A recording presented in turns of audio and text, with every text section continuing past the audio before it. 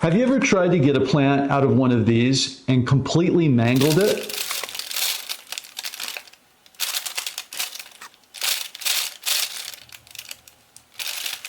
I designed a new type of starter pot that solves this, and it works in a really unexpected way. Hi, I'm Tim, the Techno Gardener, and in this short video, I'm going to show you a new type of starter pot that I've designed.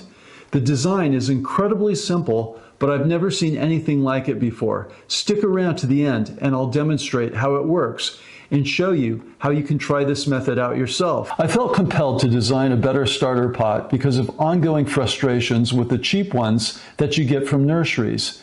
Most starter pots are made from thin black plastic, usually recycled polypropylene or polystyrene that's vacuum molded because it's the cheapest available plastic. The reason they're black is that manufacturers can take a mix of different colored plastics, add black pigment, and get a consistent result.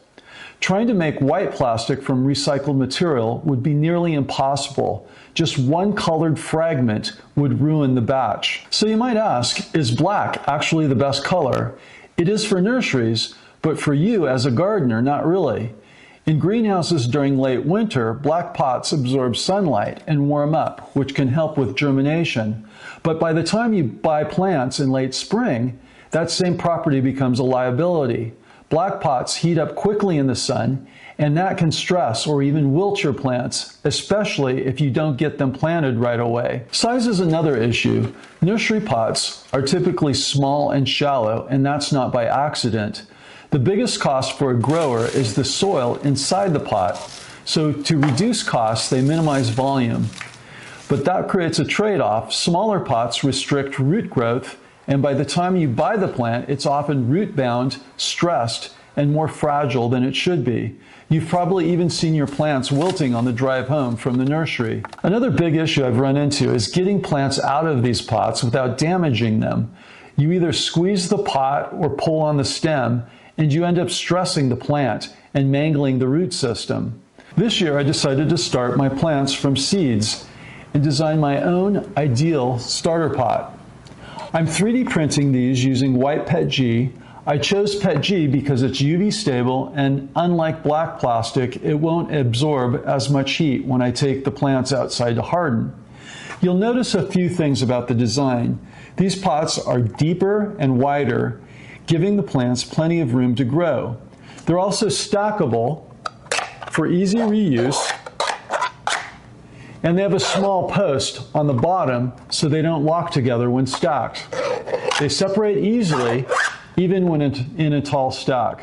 And of course, they have drainage holes at the bottom.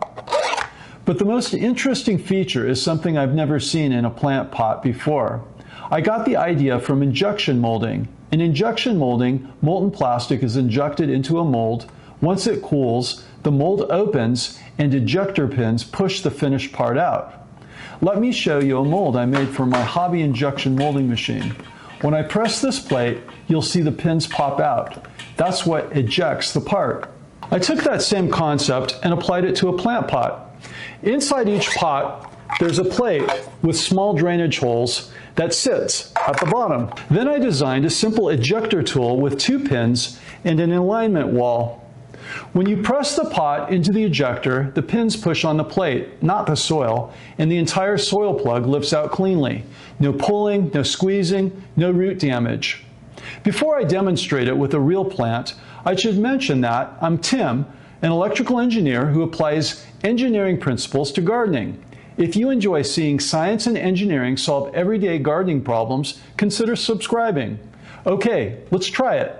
You can see the entire soil plug comes out cleanly with no stress on the roots. This is such a simple idea, you think it would already be used everywhere. I did a quick patent search and found some related prior work, but nothing that really focuses on this exact approach, which surprised me. The concept scales easily to different pot sizes. All you need is a plate at the bottom and a way to push it up through the drainage holes. I've put links to 3D printable files in the description.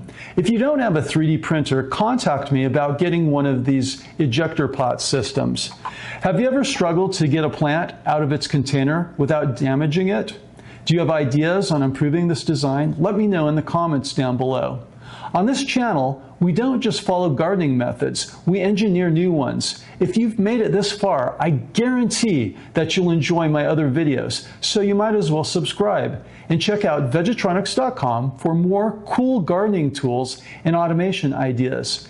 And if you're interested in gardening gadgets, check out my video on how I protect starts from pill bug attacks with this bug moat right here.